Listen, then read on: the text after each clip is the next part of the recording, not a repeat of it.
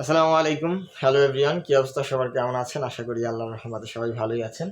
আজকে আমাদের আলোচ্য বিষয় হচ্ছে প্রিপোজিশন। অলরেডি এই টপিকের উপর আমাদের সম্ভবত 6-7টা ক্লাস চলে গেছে। আজকে হয়তো সপ্তম কি অষ্টম, এক্সাক্ট বলতে পারতেছি না, অষ্টম ক্লাস হওয়ার সম্ভাবনাই বেশি।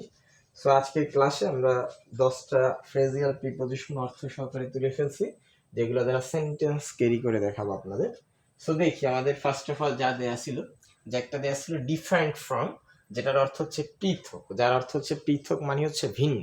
যে কোনো একটা ব্যাপার বা যে কোনো একটা বই বা যে কোনো ধরনের একটা উপন্যাস অন্য অন্য উপন্যাসের থেকে একটু ভিন্নতর বা ভিন্নধর্মী, সেক্ষেত্রে আমরা এটা ব্যবহার করতে পারি ডিফারেন্ট ফ্রম। তো ডিফারেন্ট ফ্রম অর্থ পৃথক। এক্ষেত্রে যদি আমরা সেন্টেন্স তৈরি করতে চাই তাহলে লিখতে পারি the book is different from, the book is different from, এই বইটি হয়ে থাকে ভিন্ন। Different from the on, the on we read last month, জায়গায় স্পেস না একটু উপরে লিখলাম।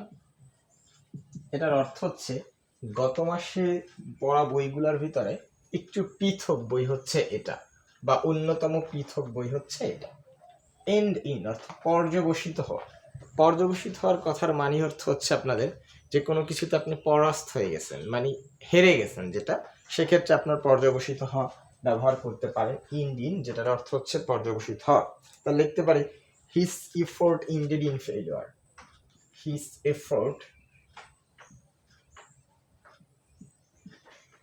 ইন্ডেড অর্থাৎ তার এই পরিশ্রম শেষ হয়ে গেছে, ইন ফেইলিওর।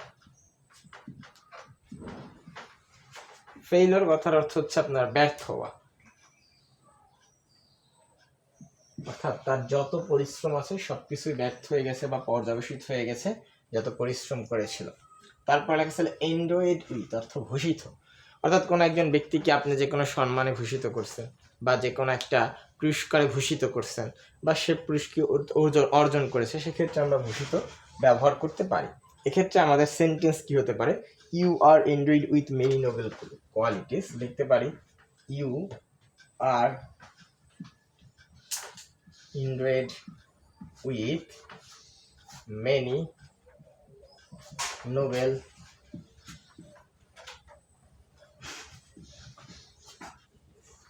কোয়ালিটি শব্দের অর্থ হচ্ছে গুণ, কিউএল কোয়ালিটি এনওবিএলই নোবেল। এই জায়গায় একটা ব্যাপার হচ্ছে এই নোবেল, এনওবিএলই নোবেল, এই নোবেল অর্থ হচ্ছে মহৎ, আর এনওভিইএল নোভেল, এই নোভেল অর্থ হচ্ছে আপনার উপন্যাস। ঠিক আছে, দুটো নোবেলের আলাদা আলাদা অর্থ।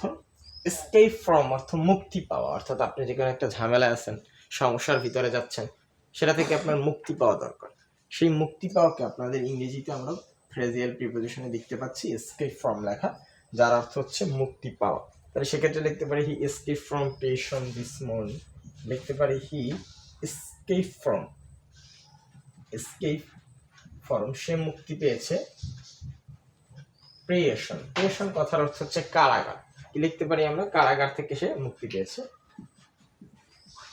দিস মর্নিং এই সকালে, সে আজকে সকালে বা এই সকালে সে কারাগার থেকে মুক্তি পেয়েছে। এসেনশিয়াল ফর অর্থ প্রয়োজনীয়, সেক্ষেত্রে আমরা লিখতে পারি এসেনশিয়াল ফর এর ক্ষেত্রে আমাদের প্রয়োজনীয় ক্ষেত্রে লিখতে পারি pure water is, pure water is essential,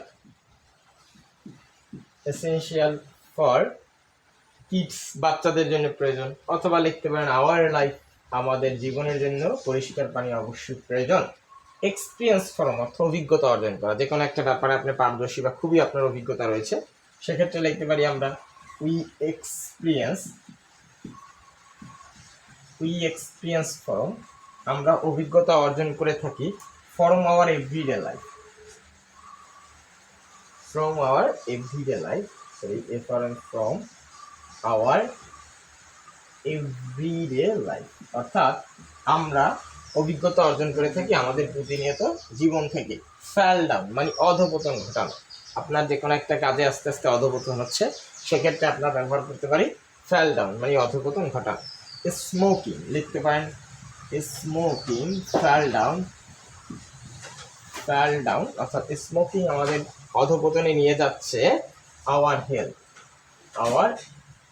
আমাদের স্বাস্থ্যের অধপতনে নিয়ে যাচ্ছে কি ধূমপান। লেখা ছিল ফ্যাল ভিকটিম, অর্থাৎ শিকারে পরিণত। আপনারা যে কোনো একটা খারাপ পরিস্থিতির শিকারে পরিণত হয়েছেন, সেক্ষেত্রে আপনারা লিখতে পারি মেনি ইয়ং পিপল লিখতে পারেন।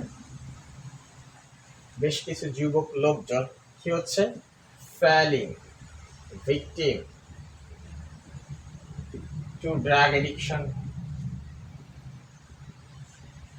অর্থাৎ বেশ কিছু যুবকরা কি হচ্ছে বর্তমানে, ঠিক আছে, ভিকটিম শিকার হচ্ছে তারা কিসের, ড্রাগ এডিকশন, মাদকাসক্তিতে। ফাইট অ্যাগেইনস্ট, বিরুদ্ধে যুদ্ধ করা, অর্থাৎ একটা দেশের বিরুদ্ধে যুদ্ধ হতে পারে, একটা জাতির বিরুদ্ধে যুদ্ধ হতে পারে, যে কোনো একটা বর্ণ বৈষম্যের বিরুদ্ধে যুদ্ধ হতে পারে। সেক্ষেত্রে আমরা এই প্রিপোজিশনটা ব্যবহার করতে পারবো ফাইট অ্যাগেইনস্ট। লিখতে পারি our freedom fighter.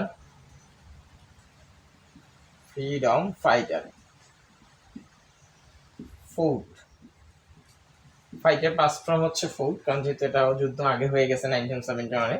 Food against Pakistan, অর্থাৎ আমাদের মুক্তিযোদ্ধারা পাকিস্তানিদের বিরুদ্ধে যুদ্ধ ঘোষণা করেছিল বা যুদ্ধ করেছিল। ফিল্ড উইথ অর্থ পূর্ণ বা পরিপূর্ণ, যাই বলেন। এক্ষেত্রে লিখতে পারি আমরা দ্য পট অর্থ যে কোনো একটি পাত্রের কথা বোঝাচ্ছে, বা দা জারও আপনি লিখতে পারেন। The pot is filled with water, অর্থাৎ বাক্সটি কি দ্বারা পূর্ণ, পানি দ্বারা পূর্ণ। অর্থাৎ আমি আপনাদের উদ্দেশ্যে 10টা সেন্টেন্স তৈরি করে দিলাম। অ্যাজ এ স্টুডেন্ট হিসেবে আপনার কাজ হচ্ছে আরও বেশ কিছু সেন্টেন্স তৈরি করা। আপনি যদি এ জায়গায় এক একটা ফ্রেজিয়াল প্রিপোজিশন দ্বারা 2-3টে করে আপনার সেন্টেন্স তৈরি করতে পারেন, তাহলে আপনার ইংরেজিতে একটা ভালো অবস্থান চলে আসবে। এবং এই সেন্টেন্সগুলো শুধুমাত্র এই সেন্টেন্স নয়, এগুলোর ভিতরে আপনার মনে রাখতে হবে যে অনেক গ্রামারের ব্যাপার রয়েছে।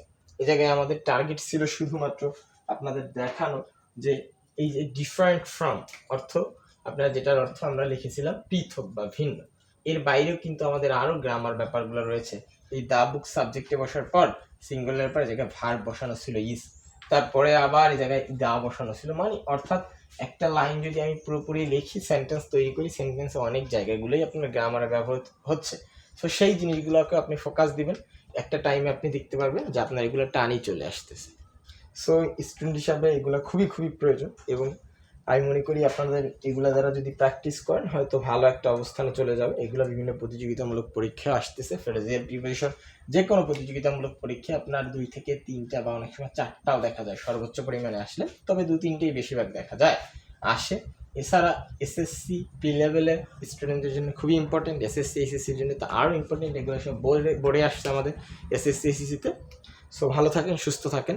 আগামী ক্লাসে আমি কিন্তু আপনার করতেছি ফ্রেজিয়াল প্রিপোজিশন একটু স্কিপ রাইখা, সাইলেন্ট রাইখা আমি কাজ করব অনার্স 2য় বর্ষের সামনে পরীক্ষা। সো এদের ক্ষেত্রে কিছু ওয়ার্ড দেওয়া থাকে, সেই ওয়ার্ডের ক্ষেত্রে আপনার আবার অন্য একটু চেঞ্জ করে বলতে বলে, অন্য পার্টস অফ স্পিচে নিতে বলে, এবং সেই পার্টস অফ স্পিচের দ্বারা সেন্টেন্স তৈরি করা হতে বলতে পারে। অর্থাৎ যেমন আমরা দেখেছি যে অ্যাবেল, অ্যাবেল মানে সক্ষম বা সামর্থ্য, এটা যে পার্টস অফ স্পিচ আছে সেটা থেকে আপনাকে মনে করেন অ্যাডভার্বে নিতে বলছে। সো এই অ্যাবেলের অ্যাডভার্ব হচ্ছে অ্যাবেললি লেখার পরে আপনি এই অ্যাবেললি দ্বারা আবার নতুন একটা সেন্টেন্স তৈরি করবেন।